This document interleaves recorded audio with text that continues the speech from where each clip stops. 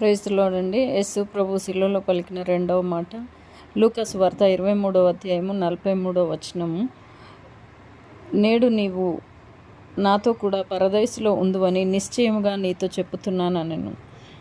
ఆయన యేసు ప్రభువు శిలువ యాగం మనం జ్ఞాపకం చేసుకుంటే ఇద్దరు దొంగల మధ్యలో ఆయన వేలాడుతూ ఉన్నారు. అంటే ఇద్దరు దొంగలు, ఇద్దరు ఇంపర్ఫెక్ట్ పర్సన్స్కి గుర్తు. యేసు ప్రభు ఏమో ఆయన perfect person, perfect man, perfect God.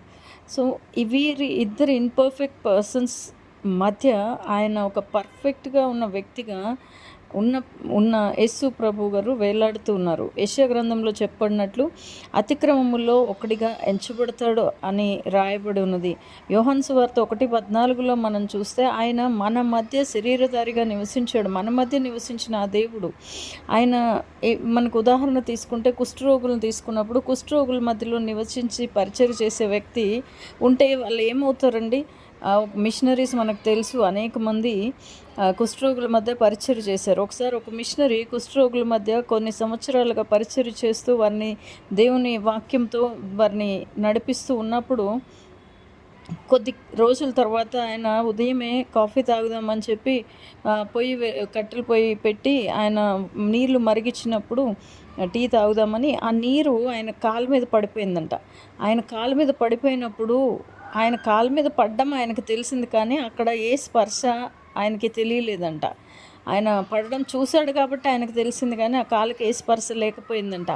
అప్పుడు ఆయనకు అర్థమైందంట, ఓహో ఎన్ని రోజులు నేను వీరి మధ్య ఉన్న ఇది నాకు కూడా వచ్చింది అనేది ఆయనకు అర్థమైందంట. అలా పాపుల మధ్యలో ఆయన వేలాడుతూ ఉన్నాడు. వారి మధ్య ఉండి ఆయన ఆ దొంగతో మాట్లాడుతున్న మాట, నేడు నీవు నాతో పరదైసులో ఉండు అని నిశ్చయంగా చెప్తున్నాడు. ఆయన పాపులతో పరిసయ్యులతో సహపంక్తి భోజనం చేశాడు. ఈరోజు మనం ఏ పరిస్థితిలో ఉన్నాం? మనం అలా ఉన్నామా? దేవుని విషయంలో మనం అలా ప్రవర్తిస్తున్నామా?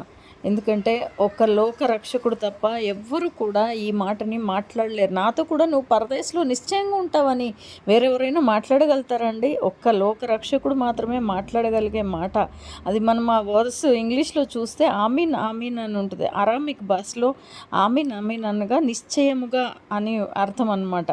ఇది అందుకోసమే ఈ దొంగకి ఈరోజు చెప్తున్న ఈ మాట, ఈరోజు ప్రభువు మాట్లాడుతున్న ఈ మాట ద్వారా మనం అర్థం చేసుకోవాల్సిన విషయం ఏంటంటే, ఇదే అనుకూల సమయం, ఇదే రక్షణ దినం.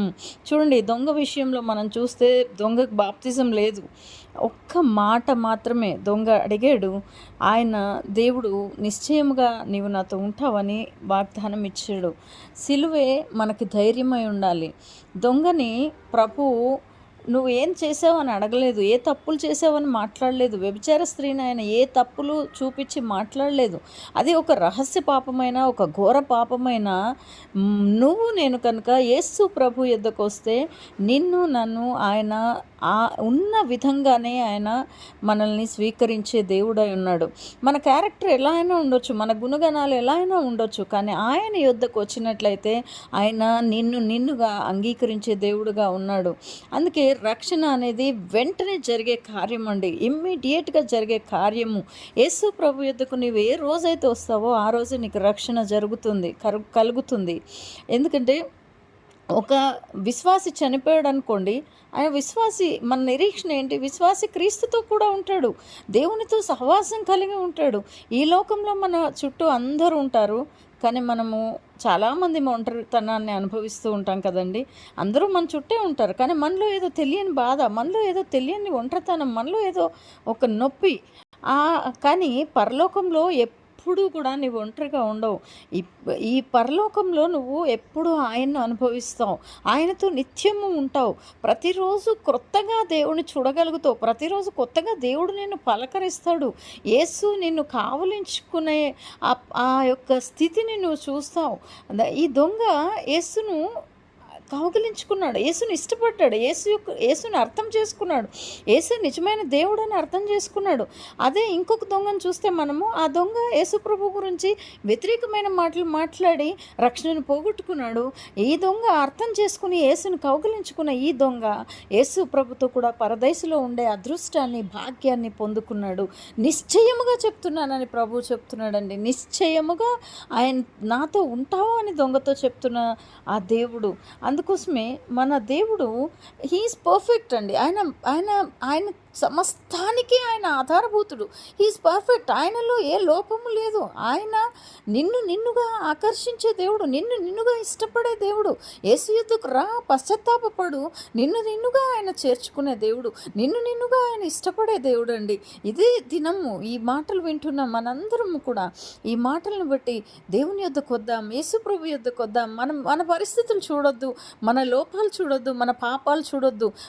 మనం పాపులమైనప్పటికీ కూడా మన పాపములను చూడకుండా మన పాపాలను క్షమించగలిగిన శక్తి గల ఆ యేసు యొద్దకు మనం వచ్చినప్పుడు, ఆ సిలువ యొద్దకు మనం వచ్చినప్పుడు క్షమింపబడి మనము ఆ క్షమాపణ పొందుకుని ఆయనతో కూడా ఉండే అదృష్టాన్ని, భాగ్యాన్ని మనం పొందుకుంటాము అని ఈ రెండవ మాట మనకు తెలియపరుస్తుంది. కనుక సహోదరుడా, నీవు ఏ స్థితిలో ఉన్నప్పటికీ యేసు యొద్దకు రా.